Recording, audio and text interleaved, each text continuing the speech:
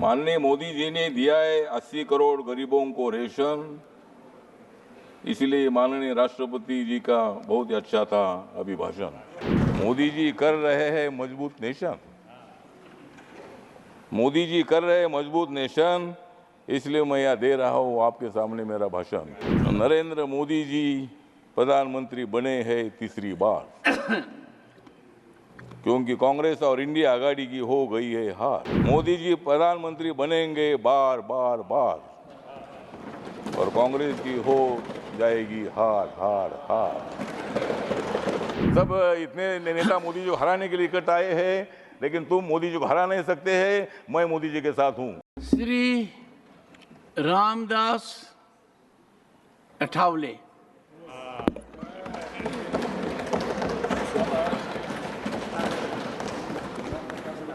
Very briefly.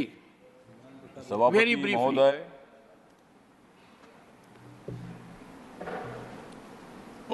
माननीय मोदी जी ने दिया है 80 करोड़ गरीबों को रेशन। माननीय मोदी जी ने दिया है 80 करोड़ गरीबों को रेशन, इसलिए माननीय राष्ट्रपति जी का बहुत ही अच्छा था अभिभाषण। मोदी जी कर रहे हैं मजबूत नेशन, मोदी जी कर रहे हैं मजबूत नेशन, इसलिए मैं यह दे रहा हूं आपके सामने मेरा भाषण।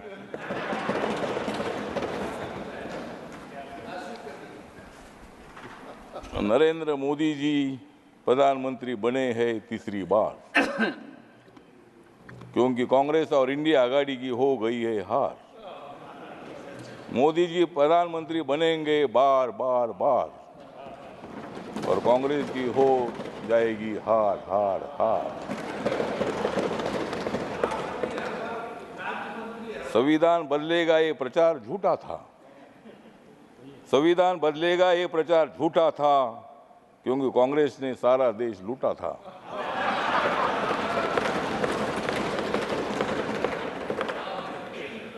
और राहुल गांधी का प्रधानमंत्री बनने का सपना 4 जून को टूटा था। राहुल गांधी का प्रधानमंत्री बनने का 4 जून को सपना टूटा था।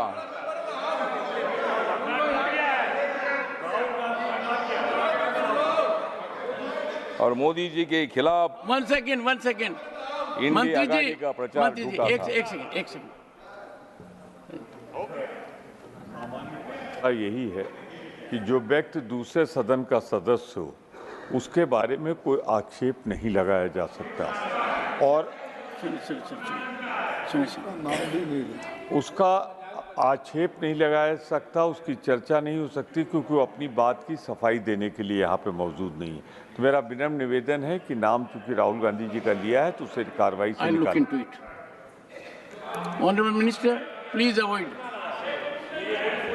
Please take your seat. Yes, हाँ बोलिए सर।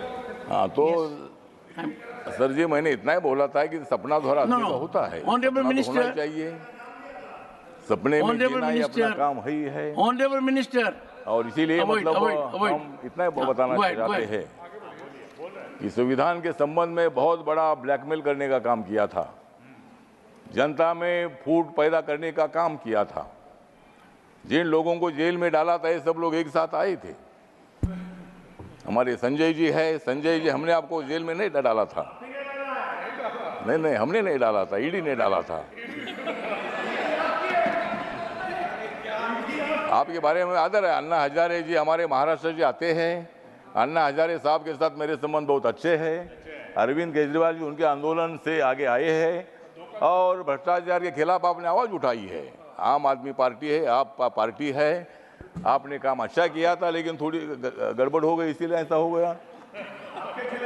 अब तो इसीलिए ठीक बात है। तो इसीलिए हमारा कहना इतना ही है कि संविधान के बारे में बाबा साहब अम्बेडकर जी ने संविधान लिखा है। जिस बाबा साहब अम्बेडकर जी ने संविधान लिखा, आज बाबा साहब का नाम लिया जाता है, संविधान का किताब दिखाया जाता है। लेकिन मैं इतना बताना चाहता हूं, ये कांग्रेस पार्टी ने बाबा साहब को 2 बार हराया था। 1952 में मुंबई में लौगुलो मतदार संघ से बाबा साहब को हराया था, 1954 में भंडारा जी बाबा साहब को हराया था, और बाबा साहब अम्बेडकर जी को भारत रत्न नहीं दे दिया था, बाबा साहब का फोटो सेंट्रल हॉल में नहीं लगाया था, और आज बाबा साहब की बात करते हैं। आज आप संविधान दिखाते हैं, संविधान दिखाओ, लेकिन संविधान के जैसा आपको बर्ताव करने की आवश्यकता है, और इसीलिए संविधान कोई बदल नहीं सकता है। नरेंद्र मोदी जी माथा टेकर शपथ लेते हैं। 26 नवंबर 1949 को संविधान का ड्राफ्ट बाबा साहब ने दे दिया था, तो वो दिन मोदी जी संविधान दिन मनाते हैं, और आप बोलते हैं कि भाई संविधान बदलेंगे। मोदी जी ने बाबा साहब के काम इतने पूरे किए हैं। मुंबई में हिंदू मिल की जगह पर 3600 करोड़ की जमीन बाबा साहब के मेमोरियल के लिए दी है, और वहाँ 1200-1300 करोड़ का मेमोरियल बन रहा है। डॉक्टर अंबेडकर फाउंडेशन आपने बनाया था, कांग्रेस पार्टी ने बनाया था, लेकिन वो खाली ऑफिस ही था। मोदी जी आने के बाद वहाँ इतनी बड़ी बिल्डिंग बन गई है। जहाँ बाबा साहब ने संविधान लिखा, वो 26 अलीपुर रोड पर इतना सुंदर मेमोरियल बन चुका है। तो इतने काम करने वाले मोदी जी संविधान कैसा बदल सकते हैं? वो कांग्रेस को बदल सकते हैं, लेकिन संविधान नहीं बदल सकते हैं। तो संविधान बदलना इतनी मामूली काम नहीं है, और उसमें अमेंडमेंट करना इसका मतलब संविधान बदलना नहीं है। बाबा साहब अम्बेडकर जी ने संविधान सभा ने ही अमेंडमेंट करने का अधिकार पार्लियामेंट को दे दिया है, और जब भी मतलब नया कानून बनाना होता है, पुराने कानून में कोई मतलब अमेंडमेंट होती है, वो अधिकार पूरा अपने को होता है। और इसीलिए मुझे लगता है वो संविधान बदलना ऐसा हम नहीं बोलते हैं, लेकिन आप लोग इसी तरह का खाम प्रचार कर रहे हैं। सब इतने नेता मोदी जी को हराने के लिए इकट्ठा आए हैं, लेकिन तुम मोदी जी को हरा नहीं सकते हैं। मैं मोदी जी के साथ हूँ। मतलब ठीक बात है, आपको लोकतंत्र में अधिकार है, आपकी सीट ज़्यादा ये अच्छी बात है, और आप इतनी ज़्यादा सीट ना आए कि आप उधर ही रहे और हम इधर ही रहे, मतलब ऐसा भविष्य में होगा तो ठीक बात है।